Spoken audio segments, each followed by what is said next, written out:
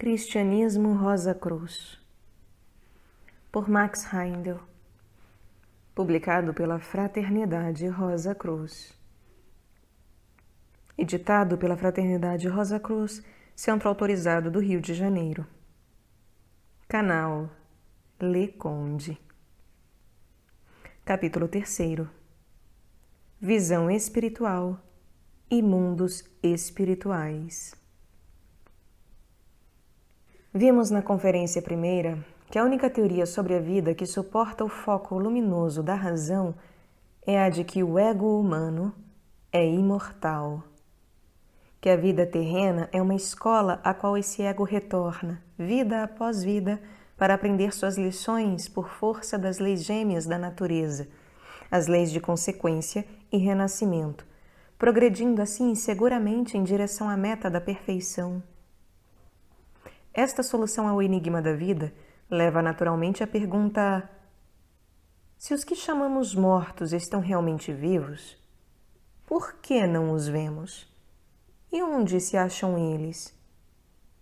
A pergunta foi respondida na conferência anterior, em que demonstramos através de incontáveis testemunhos indutivos, dedutivos e diretos que existe um mundo invisível em torno de nós, habitado pelos chamados mortos, os quais aí vivem em plena posse de todas as faculdades, e que a única razão pela qual deixamos de percebê-los é faltar-nos o necessário sentido para tal. O cego não consegue perceber a luz e a cor por carecer de visão física. Do mesmo modo, não conseguimos ver os mundos espirituais por nos faltar a visão espiritual. Cada um de nós possui esse sexto sentido em estado latente e em todos, sem exceção, ele pode ser despertado mediante métodos adequados, conforme a conferência 11 desta série, que já está publicada no canal. Na presente conferência, estudaremos os mundos internos e poderemos ter uma ideia geral de como o clarividente conhece tais mundos e ver demonstrados o alcance e as limitações da clarividência. Clarividente é o nome dado às pessoas que veem objetos invisíveis ao ser humano comum. O nome significa simplesmente visão clara e, ao contrário da ideia geralmente aceita, existem diferentes classes de clarividentes. Alguns, à semelhança de um prisioneiro por trás das grades, só podem ver o que está dentro do seu limitado campo visual, o qual depende se as grades dão para um pequeno pátio interno da prisão ou para uma ampla área externa.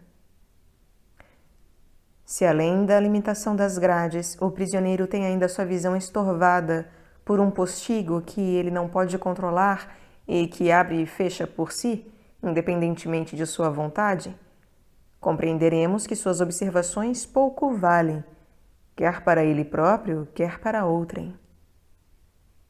Alguns clarividentes são como este prisioneiro. Quando o postigo se abre, eles podem ver o que está acontecendo naquela área dos mundos internos, que eles tiveram a oportunidade de ver em um determinado tempo e lugar. Não podem evitar ver, quer a visão os agrade ou não. Eles têm de suportá-la até que se desvaneça. Tais pessoas são chamadas de negativas ou clarividentes involuntários. Outros, contudo, ainda que limitados em seu campo de visão, são capazes de controlar o postigo, abrindo-o e fechando-o à vontade e vendo qualquer coisa dentro daquela área. Estes também são negativos, porém são capazes de ver à vontade.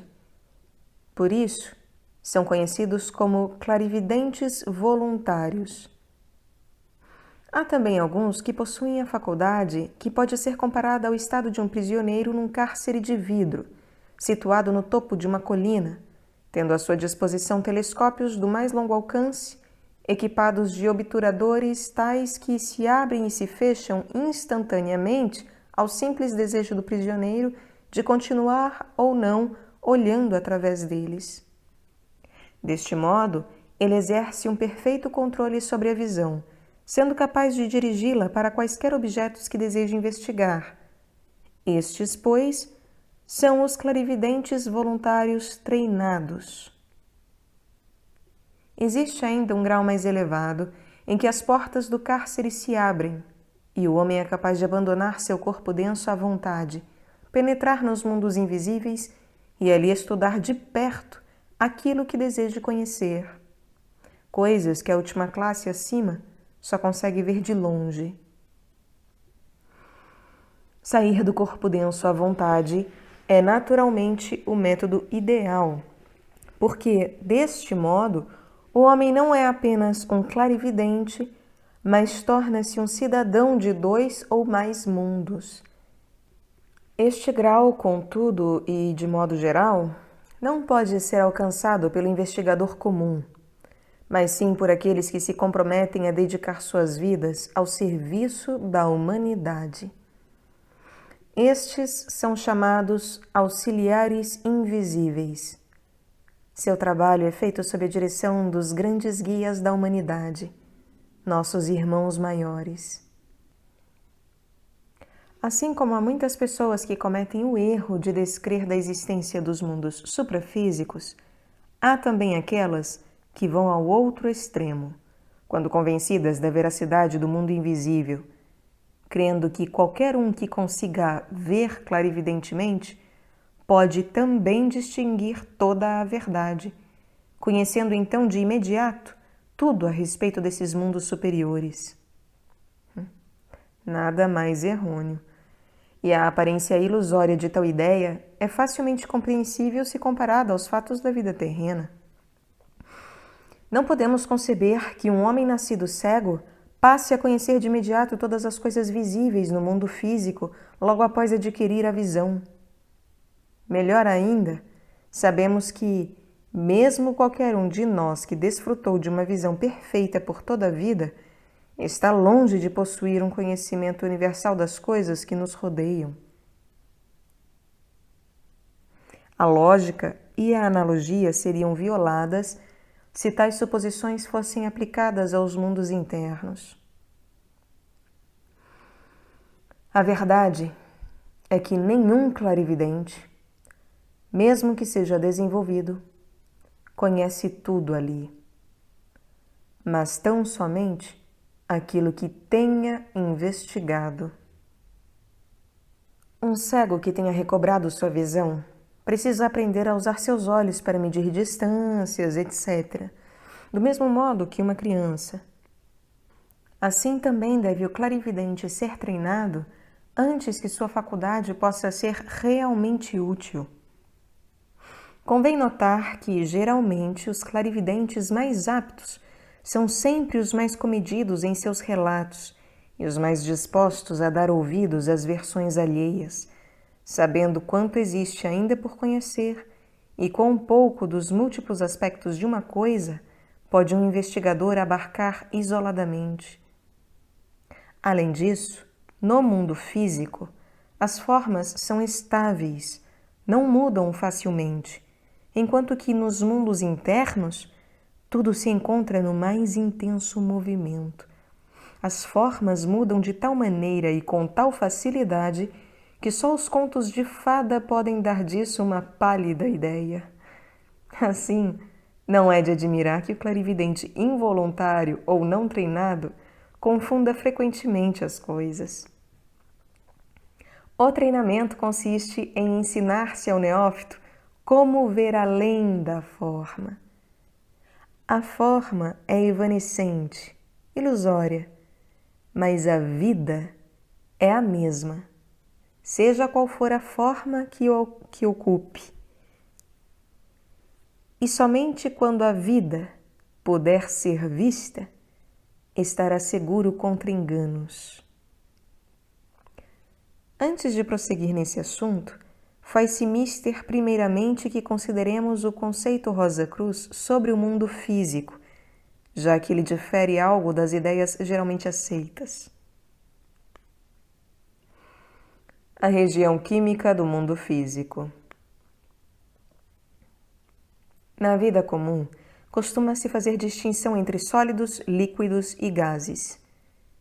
A ciência os agrupa em cerca de 70 elementos inorgânicos. Hoje, o número de elementos descobertos atinge 110. Nota do tradutor. Tais como hidrogênio, nitrogênio, oxigênio, carbono, etc. Todas as formas estruturam-se a partir desses elementos. Distinguimos também 4 reinos: mineral, vegetal, animal e humano.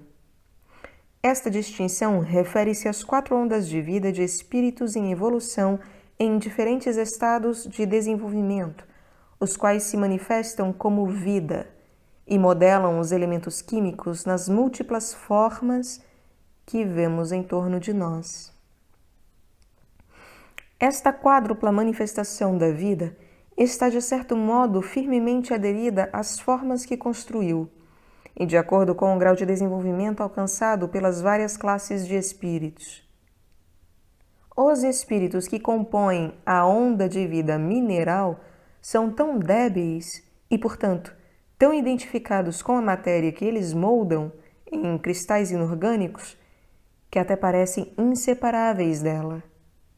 Esta manifestação de vida é conhecida como força química. Os espíritos da onda de vida vegetal assimilam os elementos químicos cristalizados e transformam os cristais em cristalóides para construir seus corpos mais complexos. Quando, por sua vez, essas formas vegetais são utilizadas pelas ondas de vida animal e humana, agrupam-se nas células e órgãos que coletivamente passam a constituir os veículos ainda mais complexos desses 2 reinos superiores. Enquanto as 3 ondas de vida mais evoluídas trabalham com a matéria química, a vida mineral está impregnada, torna-se inerte ou, em certo sentido, morre. Mas, desde o momento em que a vida vegetal, a vida animal ou a vida humana abandonam uma forma, então dizemos que está morta.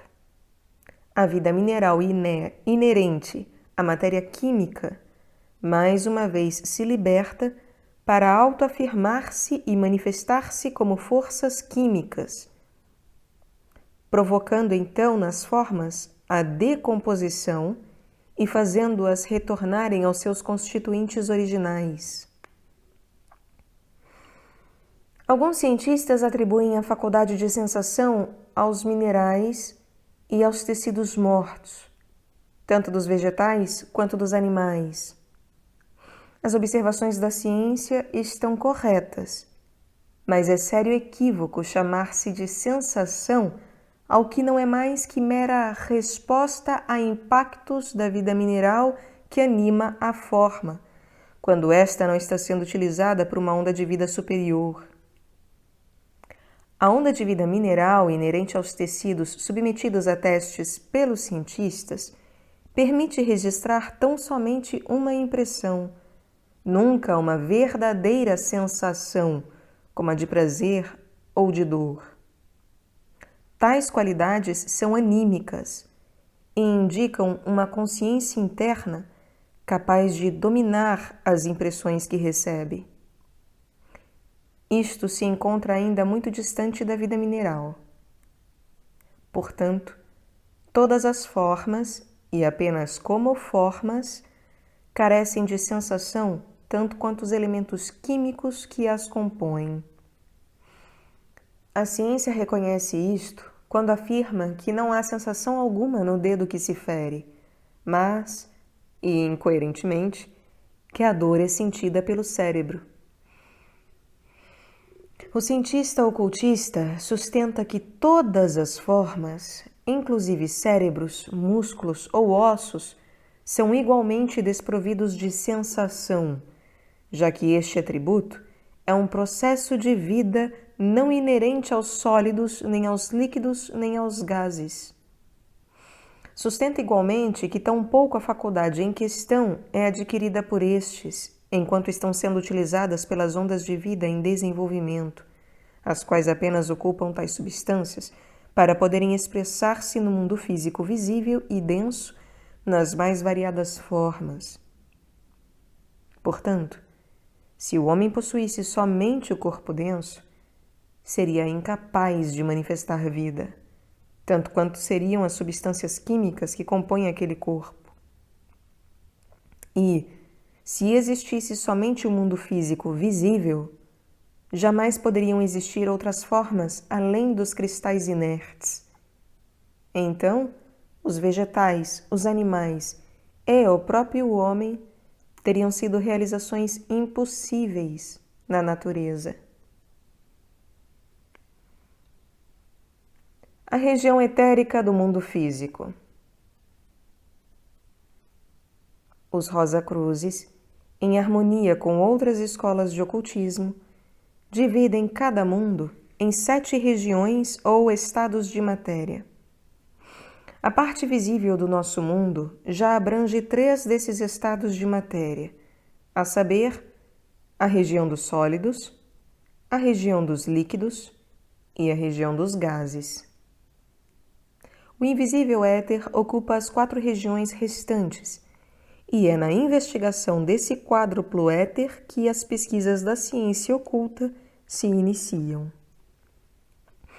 Esses 4 estados de éter constituem a região etérica. O éter é o meio pelo qual a energia solar flui nos corpos densos do vegetal, do animal e do homem, constituindo-se assim uma base para a manifestação da vida e da vitalidade.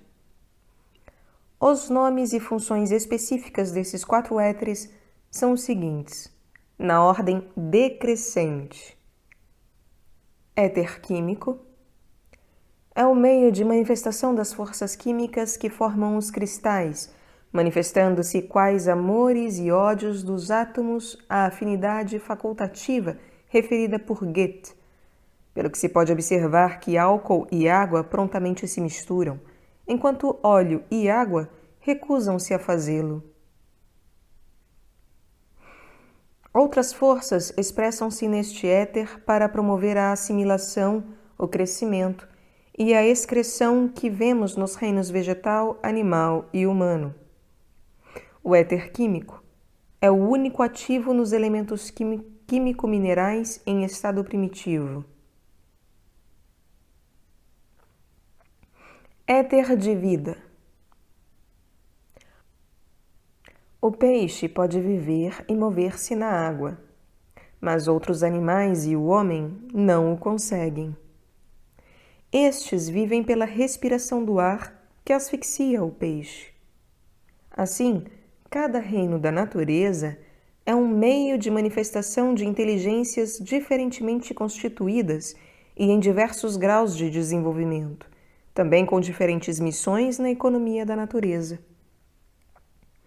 Enquanto as forças que atuam pelo éter químico dizem respeito somente à manutenção da forma separada, o éter de vida é a avenida da força propagadora, cujo objetivo é a perpetuação das espécies ou raças, e agem, por conseguinte, nos vegetais, nos animais e no homem. Éter de luz. É o meio de manifestação das forças que produzem o calor, o movimento e a circulação do sangue nos animais e no homem, e a circulação da seiva nas plantas. Através deste éter, a verde clorofila é depositada sobre as folhas e também as cores sobre as flores, animais e homens. Ele é a avenida do ingresso para a força solar que constrói os olhos, assim como é também o veículo da visão. As forças deste éter encontram-se apenas parcialmente ativas nos vegetais, mas plenamente atuantes nos animais e no homem.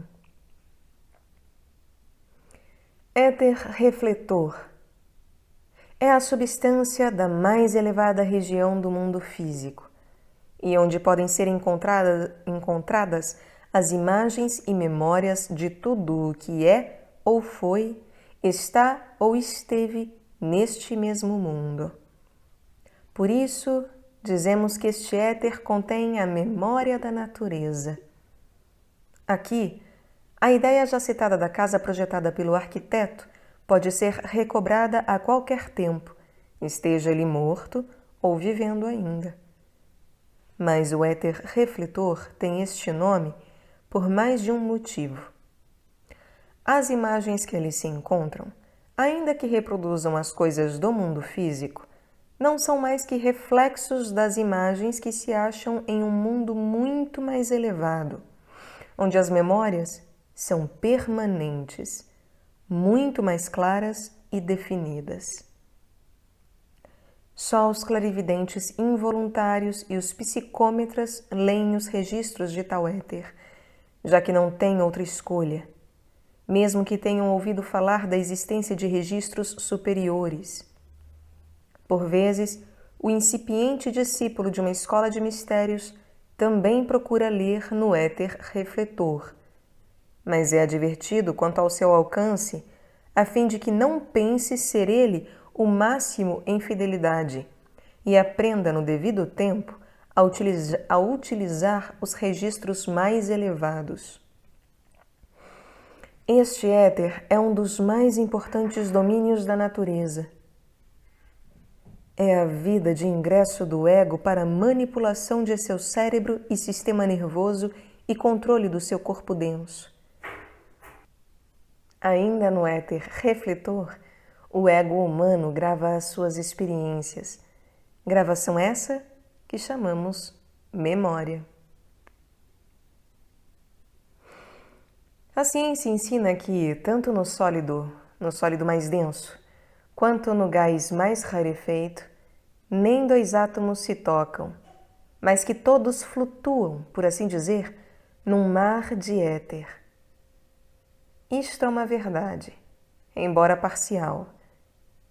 Mas, se essa verdade fosse tudo, impossível seria explicar-se logicamente as diferenças entre os 4 reinos.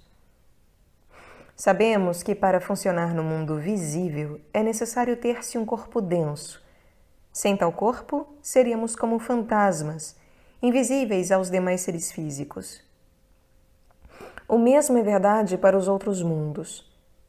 Para que possamos funcionar neles ou expressar suas qualidades peculiares, devemos, antes de tudo, possuir um veículo feito de seus materiais.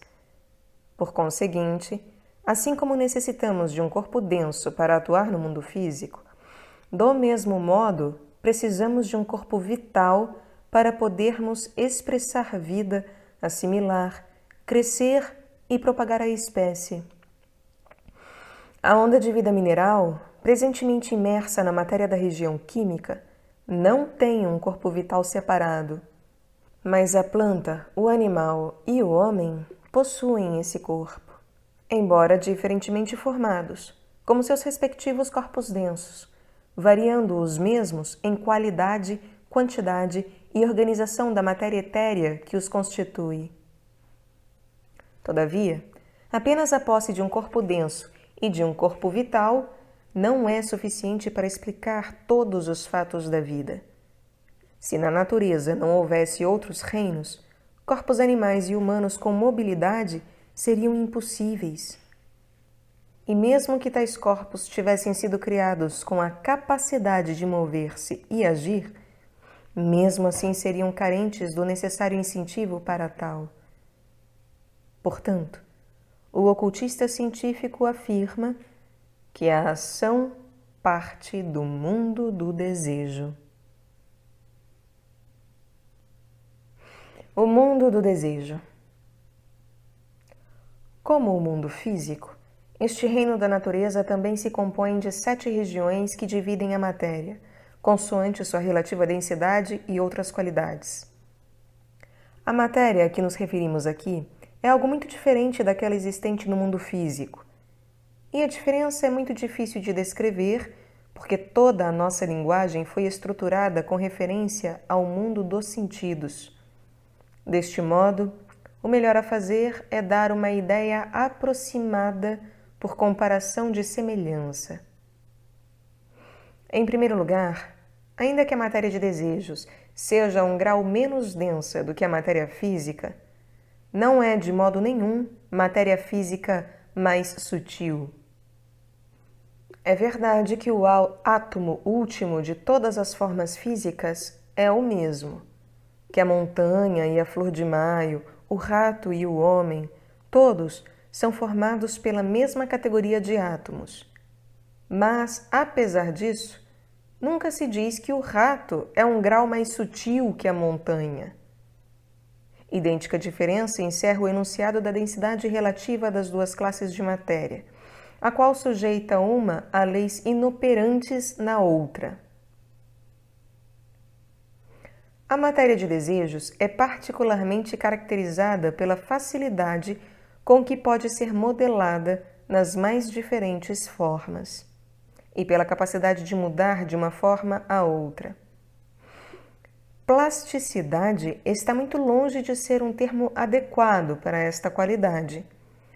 Além disso, a matéria de desejos é também um manancial de luz e cores cintilantes de tal brilho e fulgor que as nossas mais belas cores e os nossos mais gloriosos crepúsculos chegam, por comparação, a parecerem inexpressivos e sem vida. Foi esta deslumbrante luminosidade que levou os alquimistas medievais a chamarem-na de astral, relativo a astro, estrela, embora ela nada tenha a ver com as estrelas. Pode-se ter uma pálida ideia dessa iridescência tomando-se uma concha de nácar e observando-se a variedade de cores mutáveis que ela exibe quando exposta à luz do sol e sob ligeiros movimentos. Para que possamos entender razoavelmente o mundo do desejo, devemos compreender que ele é o mundo do sentimento, dos desejos e das emoções. Assim como os nossos ossos, sangue e carne são formados de matéria química, igualmente nossos desejos e emoções são formados de matéria do mundo do desejo. E, do mesmo modo que nossos corpos densos estão sujeitos à gravidade e a outras leis físicas, assim também nossos desejos, sentimentos, emoções estão sujeitos a duas grandes forças do mundo do desejo: atração e repulsão. A força de repulsão predomina nas regiões inferiores ou mais densas. A força de atração predomina exclusiva nas 3 regiões superiores, em que a matéria é mais sutil, mas também se acha presente em certo grau nas 3 regiões inferiores, onde se opõe à força de repulsão. A região central é a região do sentimento. Aqui, o interesse ou a indiferença por algum objeto ou ideia rompe o equilíbrio em favor de uma das forças, atração ou repulsão, que impelem o objeto ou a ideia geratriz do sentimento às regiões superiores ou às 3 inferiores, ou ainda, conforme o caso, expulsam-nos de nossas vidas.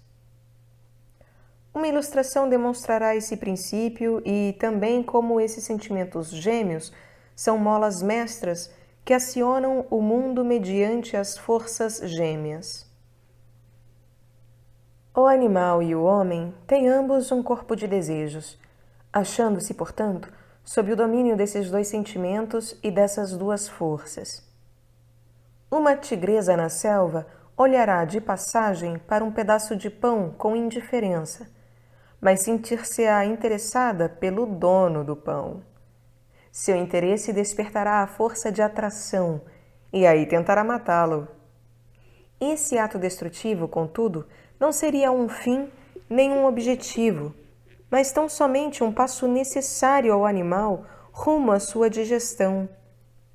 Se essa mesma fera de tocaia visse outra tentando atacar o animalzinho que ela tem como sua presa, isso também despertaria nela o sentimento de interesse, mas nesse caso, o interesse despertaria a força de repulsão e haveria uma luta. A destruição de seu adversário seria então um fim em si mesmo.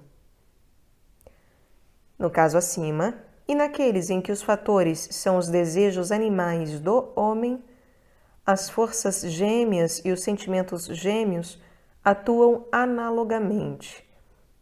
Porém, há uma diferença de composição entre o corpo de desejos do homem e do animal. O corpo de desejos de um animal é composto somente da matéria das 4 regiões inferiores do mundo do desejo. Daí, ele ser incapaz de outro sentimento além do desejo animal de alimento, abrigo, etc. Um santo sentiria o mais profundo remorso por lhe escapar uma palavra colérica. A tigresa conserva-se imperturbável ante o sentido de certo ou errado, ainda que mate todos os dias. A razão é que o corpo de desejos do homem é composto de matéria de todas as 7 regiões do mundo do desejo, de modo que é capaz de ter sentimentos mais elevados que o animal. Outra ilustração esclarecerá esse ponto. 3 homens vão andando por uma estrada. Avistam a certa altura um cão doente, coberto de feridas, sofrendo evidentemente intensas dores e fome. Isso é bastante evidente para os 3 homens. É o testemunho dos seus sentidos. Agora, vem o sentimento. Um deles sente indiferença para com o animal e segue em frente sem mais olhá-lo, abandonando o cão ao seu destino. O mesmo não se dá com os outros 2. Ambos se interessam e se detêm. Mas o sentimento de interesse manifesta-se diferentemente em cada um. O interesse em um deles é de simpatia, de ajuda, impelindo-o a cuidar do infeliz animal, a fazer algo para amenizar suas dores e restaurar-lhe a saúde. Neste homem, o sentimento de interesse despertou a força de atração. O interesse do outro homem é de natureza oposta. Este vê apenas um objeto repugnante que ofende o seu senso estético e deseja então livrar-se a si e ao mundo de tal pestilência o mais depressa possível. Entende que o animal deve ser morto e enterrado imediatamente.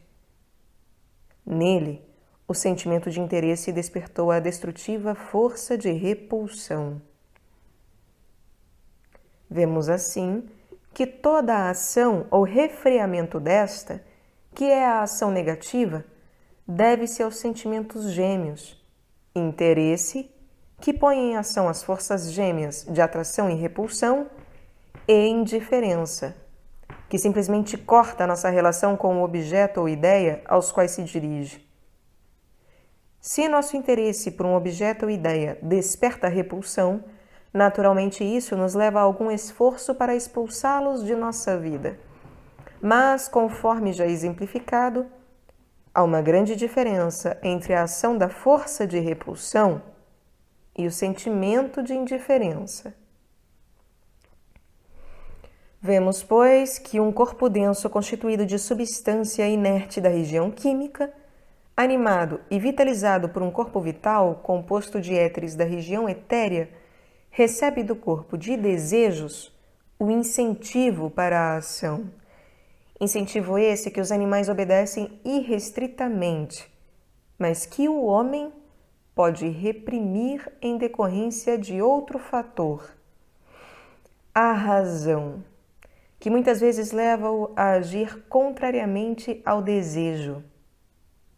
Se não houvesse outros mundos além do físico e do mundo de desejo, esse fator não existiria.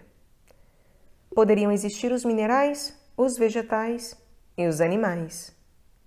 Mas o homem, um ser racional e pensante, seria uma impossibilidade na natureza.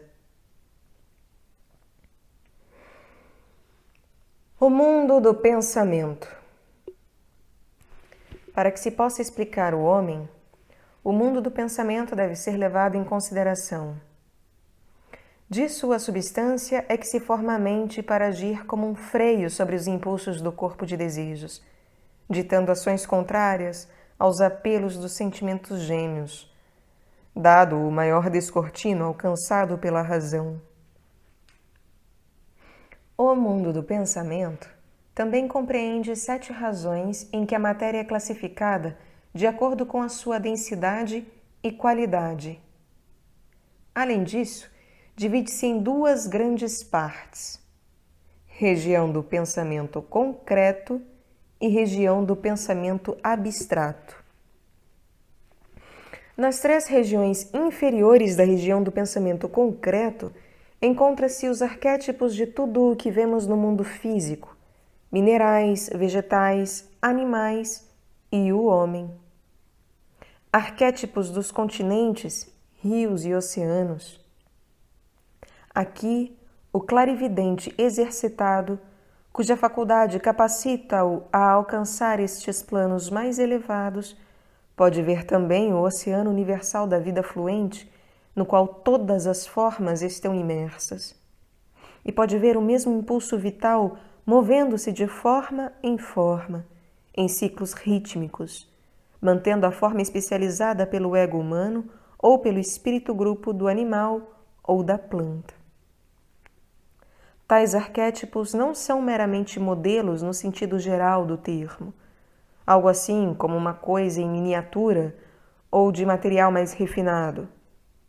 São, isto sim, arquétipos criadores que modelam todas as formas visíveis, tais como as vemos no mundo, a sua própria imagem e semelhança. Ou melhor, as suas próprias semelhanças, pois frequentemente muitos arquétipos trabalham juntos para formarem certas espécies, dando cada um parte de si mesmo a fim de construírem determinada forma. São dominados e dirigidos pelas forças arquetípicas, situadas na 4ª divisão. Nossa mente é formada da substância das 4 divisões inferiores, capacitando também o homem a gerar pensamentos e criar imagens que depois pode reproduzir no ferro, na pedra ou na madeira. Assim, por meio da mente obtida desse mundo, o homem torna-se um criador no mundo físico, de modo análogo às forças arquetípicas. Mas o que dirige a mente, assim como as forças arquetípicas dirigem os arquétipos? É o ego, o qual obtém suas vestimentas das 3 regiões superiores que formam a chamada região do pensamento abstrato, ou região da ideia. Vemos, portanto, que o homem é um ser muito complexo e um cidadão de 3 mundos, aos quais ele se correlaciona por uma cadeia ininterrupta de 4 veículos, o que lhe proporciona uma total consciência de vigília. Esta condição capacita-o a ver os objetos no espaço, de fora de si, em claros e nítidos contornos. O animal ainda não tem espírito individual, mas tem o chamado espírito grupo que guia todos os membros de uma espécie. Os animais têm 3 corpos, um denso, um vital e um de desejos, mas falta-lhes um elo da cadeia, a mente. Daí que os animais ordinariamente não pensem. Contudo, do mesmo modo que se induz eletricidade em um fio somente por aproximá-lo de outro que esteja carregado, assim também algo muito semelhante a pensamento é induzido pelo contato com o homem em certos animais domésticos superiores como o cão, o cavalo e o elefante. Os outros animais obedecem ao impulso, que nós chamamos de instinto, do espírito grupo animal. Não veem os objetos tão distintamente quanto o homem.